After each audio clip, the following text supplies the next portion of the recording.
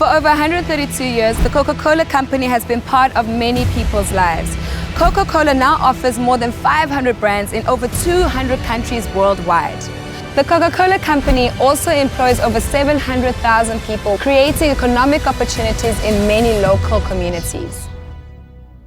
The company has also taken the responsibility upon themselves to reduce the environmental impact by replenishing water and promoting recycling. Now you may ask yourself, what is the secret to the Coca-Cola brand's success? Well, it's the people. The people who have collectively created and benefited from these various initiatives across the African continent. I'm Asanda Marku, and in this series I'll be your guide through these various initiatives that are set up by the Coca-Cola company. So join me as I embark on the journey to find the secret formula.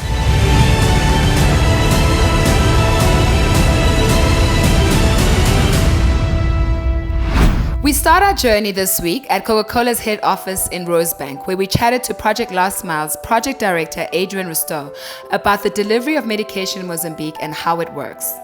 Project Last Mile is a unique blend of partners, incredible partners actually. So our donor partners are the Global Fund, the United States Agency for International Development, or USAID, and the Bill and Melinda Gates Foundation. Now, each of them does amazing work in their own right. They pour billions of dollars into Africa, and Project Last Mile was actually set up to support the implementation of programs related to that investment.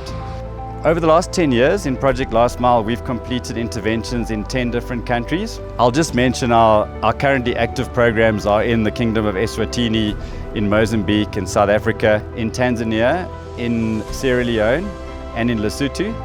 Our areas of focus for Project Last Mile are twofold. The first is around the concept of what we call route to market. So that's really about distribution, about ensuring that you get a commodity in the most effective and efficient way to the point of need. So we bring a whole lot of best practices, ideas, experiences from the way that Coca-Cola does its business on the continent to help ensure that life-saving medicines get to clinics, get to hospitals, to wherever that point of need might be. And then the second area is about strategic marketing, or about creating demand. So it's not only important to make sure that medicines are available, but you need to make sure that people are actually accessing the services that are being provided through the public health sector. And our focus is particularly on supporting demand creation initiatives tied to HIV/AIDS related health services. Now it's off to Maputo we go. Here we're going to be taking a look at how Project Last Mile works with the government in Mozambique to get medication to remote regions. Since over 70% of Mozambique's population lives in rural and remote areas, I think this is going to get very muddy, so I'll forgo any idea of hills and keep things practical. Maputo, officially named Lorenzo Marx until 1976, is the capital and most populous city of Mozambique. Located near the southern end of the country, the city has a population of just over 1 million. Maputo is a cosmopolitan city with many restaurants, music and performance venues, and a thriving local film industry. Maputo's economy is centered around its port, through which much of Mozambique's imports and exports are shipped. Our country liaison is Jose Neves, the country lead for Project Last Mile. We sat down with him at the Radisson Blu Hotel in Maputo to get his take on how Project Last Mile works in Mozambique. And just to tell you a little bit about what it is that Project Last Mile does in Mozambique. The first one is something that we call routine optimization, and that's really where we physically are visiting every single health center and hospital in the country, not only to verify its GPS location, but also to understand the conditions of the roads and the high risk points of interest in terms of the wet season versus the dry season in order to access those health centers. To this stage, we have completed 9 of the 11 provinces in Mozambique. We have 2 to go. It really allows the Ministry of Health here, and CIMAM specifically, to understand the resources that are required in order to make delivery of medicines to every single health center in the country.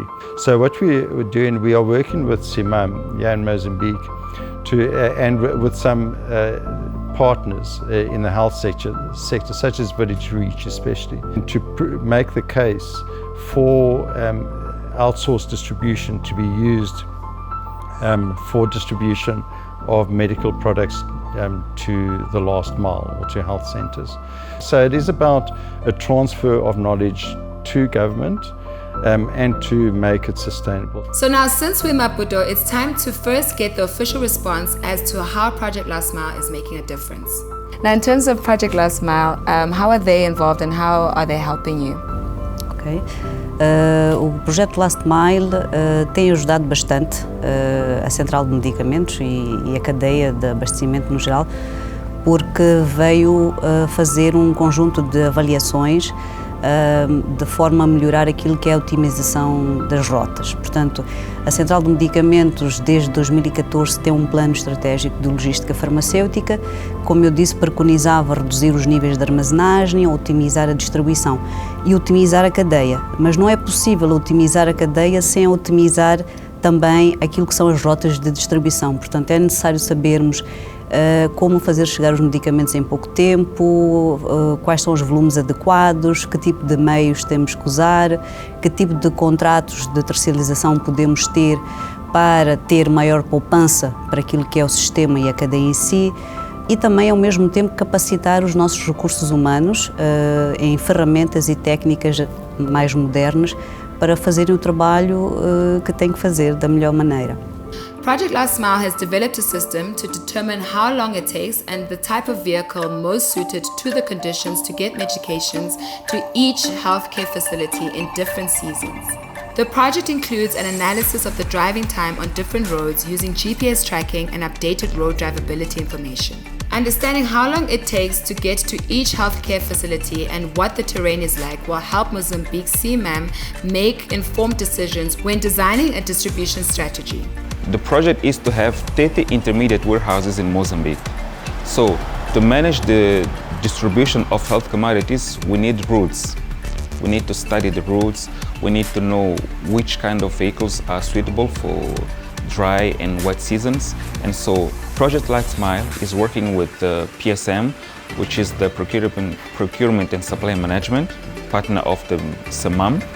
And what does CMAM stand for? CMAM stands for, CMAM is the National Central Drug Storage. No, I mean the actual abbreviation, like what is the full name for CMAM? CMAM in Portuguese is Central de Medicamentos and Artigos Médicos. That's what I wanted to hear. This is the Portuguese name, so we translate it to English. Yeah, okay. This is what it means. Yes. And so, we now have the first intermediate warehouse, which have been inaugurated in July this year.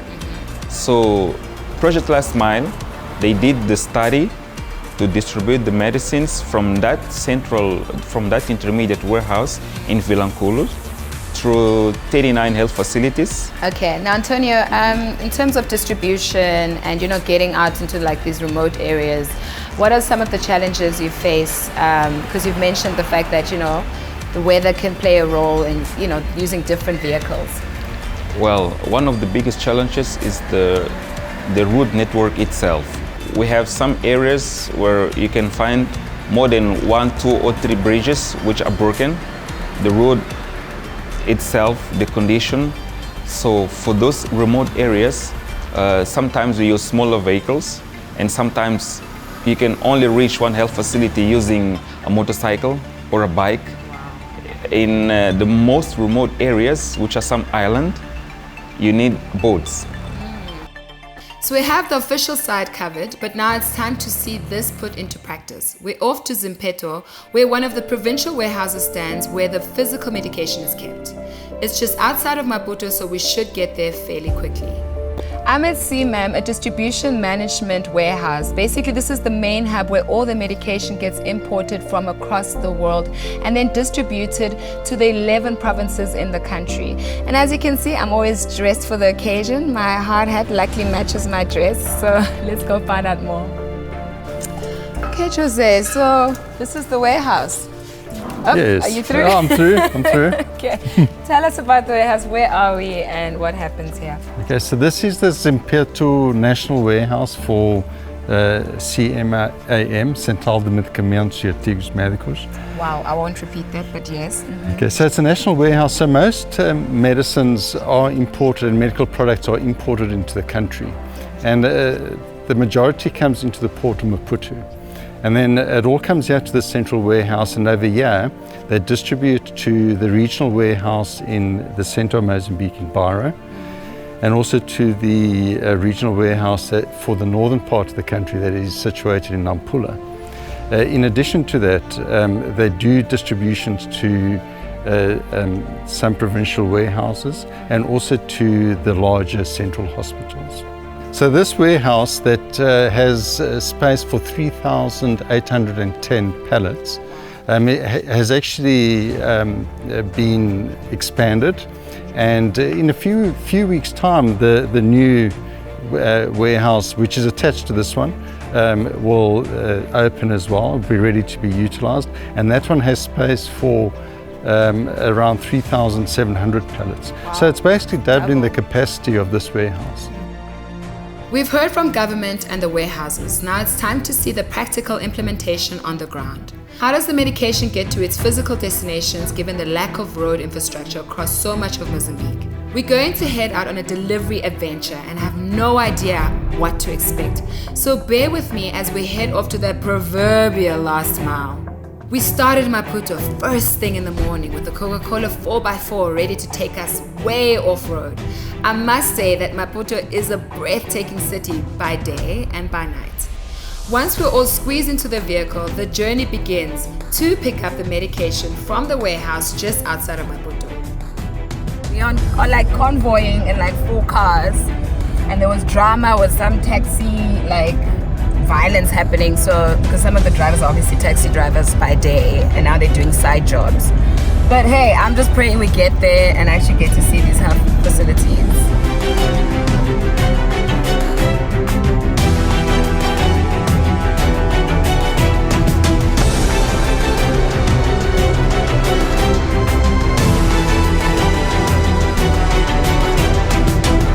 Okay, so it's quite a bumpy ride, but we're on our way to one of the health facilities to distribute the medication that's in the back of the car. So I'm looking forward to it and seeing, just how it moves from one place to the next.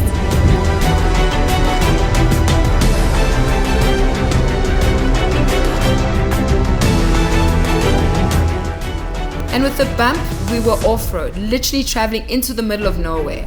Whew, okay, as you can see, the terrain's completely changed. I mean, we are literally off-road now, on our way to deliver this medication, and this is what it takes to deliver it. Someone has to, and that's why we're here, to see how it all goes down. And this is the last you're gonna see me doing this, so yeah, wish us luck.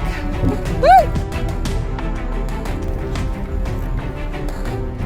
Ah! Woo! Yeah, ne? Okay. Oh my goodness, guys. Are we gonna get there? Now I understand actually why they use this kind of transportation, because there's no way a normal car would be able to get through this route. So it makes sense to use a really high 4x4 car, because yeah, my car would have been in a ditch a long time ago. But you know what?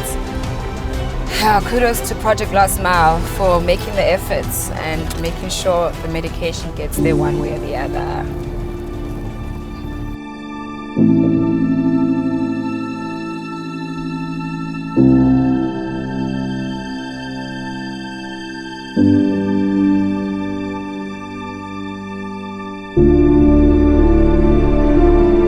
When these guys said Project Last Mile, they really weren't kidding. About 2 hours and lots of bumpy and treacherous terrain later, we finally arrive at a location that can only be described as remote but beautiful.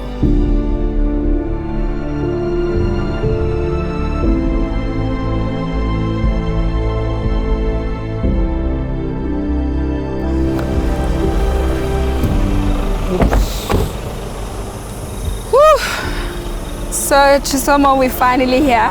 That's correct. tell us where we are, and I mean, I understand we're here to deliver the medication. Right. So we're in Gevuza, and we're gonna give the medication to the boat folks, right? So they carry it across to the other side of the river. We're literally at the last mile, right?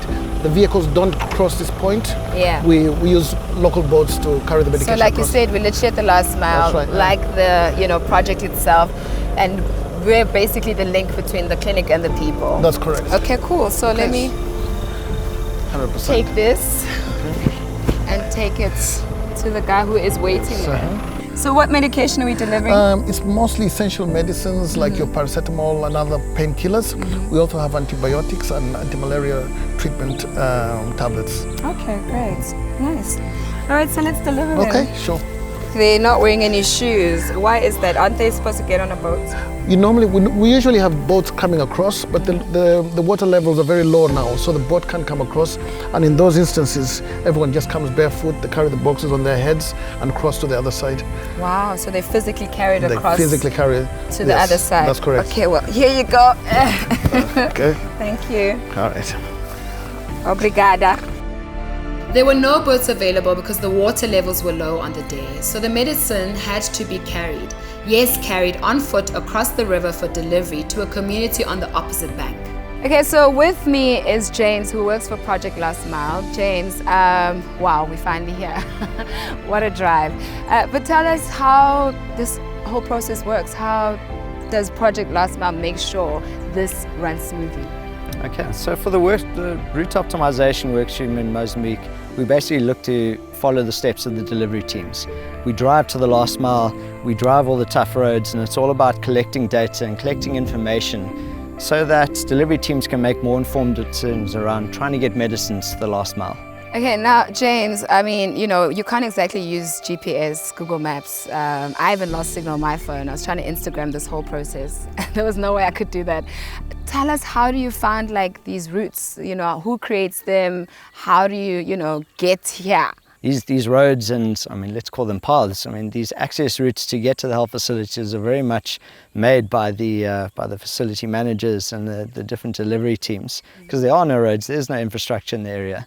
So it's very important for us to follow the footsteps of the delivery teams and drive these roads ourselves so we know what it takes to reach the last mile. Nice.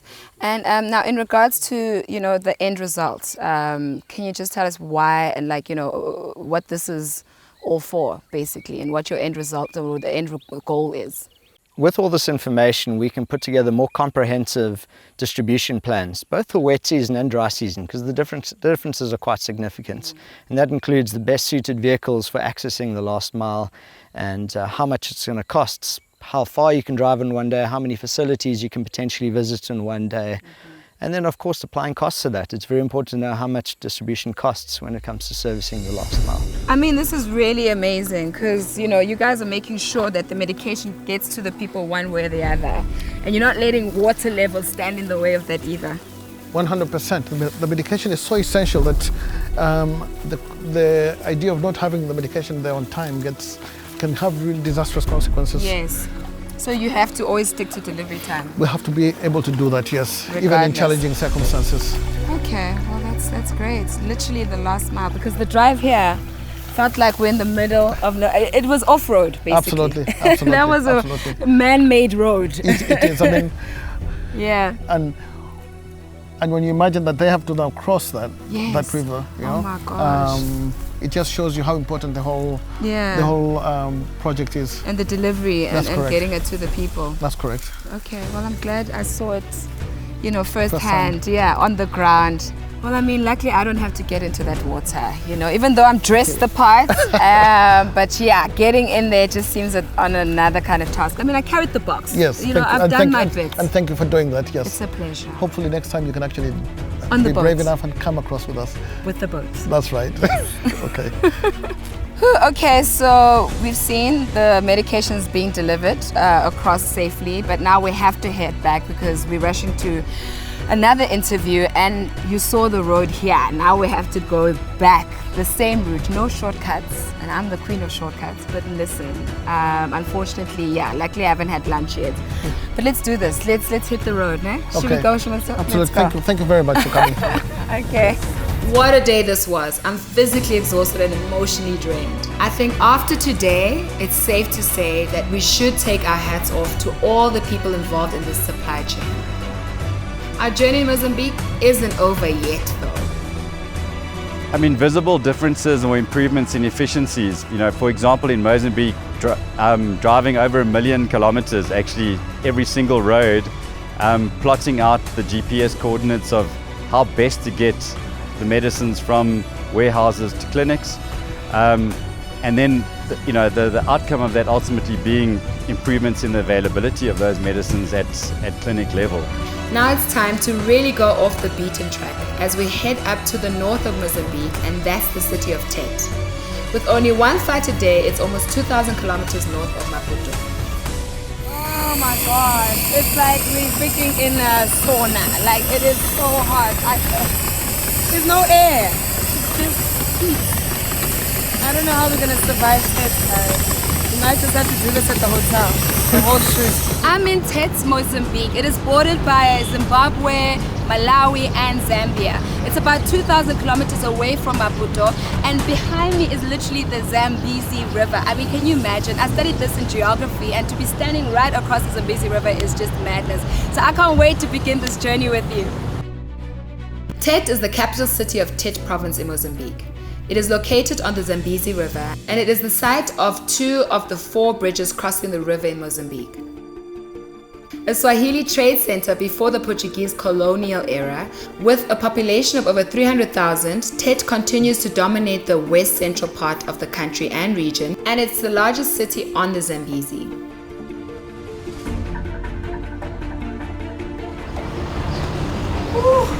Oh wow, it is boiling in Tete. I mean, 45 degrees boiling, and it's not even 12 o'clock yet. So before my face melts, but my makeup artist luckily on standby, I'm here to check out how the third-party distribution takes place right here in Tete. Okay, see you later. Now, Jose, can you tell us how Tete specifically has embraced this project? Right, the provincial health authority in the province of Tete has embraced it in that that was the first province where the model of using third parties or outsourced distribution to distribute vaccines and critical medicines to the last mile was adopted. And the PALF, the Strategic Direction for Logistics in Mozambique, calls out that where available, third parties should be used to do distribution to the last mile. Managing vehicles, personnel, fuel, etc. is not the core business of Simam. And Simam has that vision to outsource those kind of services to the private sector.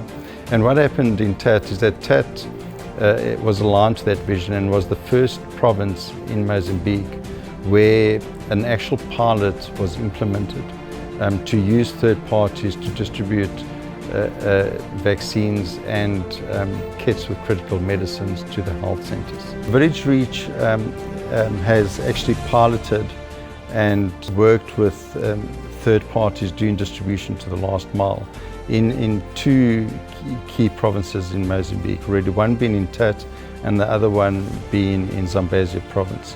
And in terms of our collaborative agreement with Village Reach, we are working with them to ensure that in terms of the contracts that they have with third parties and the process that they have with third parties, that they are as efficient and cost effective as possible. It's time to chat to some of the people on the ground here in Tete. We've seen the warehouse, we've looked at how Project Last Mile supports the government to deliver medicines efficiently. Now we're going to chat to a health worker at one of the health centers up here to hear firsthand how Project Last Mile has made a difference to what they can do and what more can be done. Okay, so I just got here at one of the health facilities to, witness and see just how they deliver the medication, and it looks like it's just in time, so let's go check it out. Can you just take us through maybe some of the challenges that you might face here at the facility? Bom, antes tínhamos problema realmente de o medicamento chegava tarde à unidade sanitária e os testes também tinha muita dificuldade de adquirir os testes. Neste momento nós temos o medicamento dentro do tempo. O que posso dizer que temos agora um pouco de dificuldade é do teste Unigold, mas porque ele funciona mediante o número de consumo, então acabamos também tendo menos testes na unidade sanitária. You know, I know you've also improved or incorporated family planning. You know, and has that helped in terms of teenage pregnancies or girls taking more responsibility to come and get family planning without feeling, you know, judged that they're even sexually active? Bom, isso foi uma ajuda bem pensada, porque realmente as jovens já acabavam não aderindo aos serviços de planeamento familiar, visto que estão lá as mães, as tias, estão lá pessoas adultas. Elas não conseguiam vir até a nós por causa realmente de um complexo. E agora, tendo em conta que o SAGE funciona nesse âmbito, as meninas já não têm esse constrangimento. Elas vão ao serviço do SAGE, fazem o planeamento familiar, escolhem o seu método.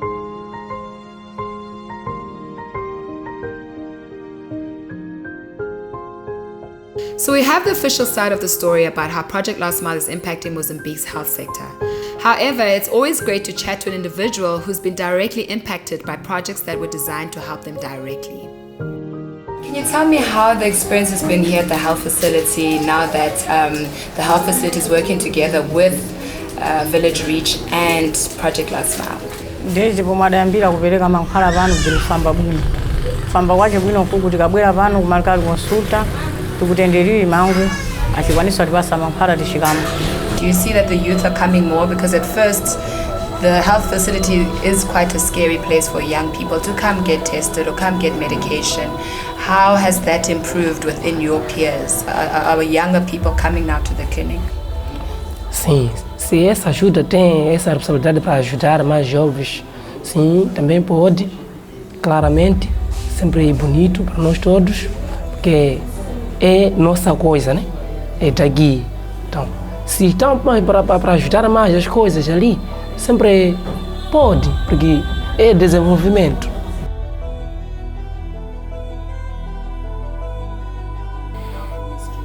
What is your ultimate wish for Mozambique moving forward? The ultimate wish and the way fortunately it's heading is that the long-term strategic plan for the distribution of pharmaceutical products in Mozambique is implemented. It is something called the PALF, and that vision that has been created some time ago is in the process of being implemented in Mozambique. Besides assisting on this very specific cause that is faced, or a challenge that is faced by the public health sector, I believe we've also been able to provide some innovation and learning in how to partner effectively. I think the conclusion to be drawn here is that from both the marketing and distribution perspective, Project Last Mile is doing just that, delivering on the promise of both a life-saving attitude and enabling availability to medication across many African countries.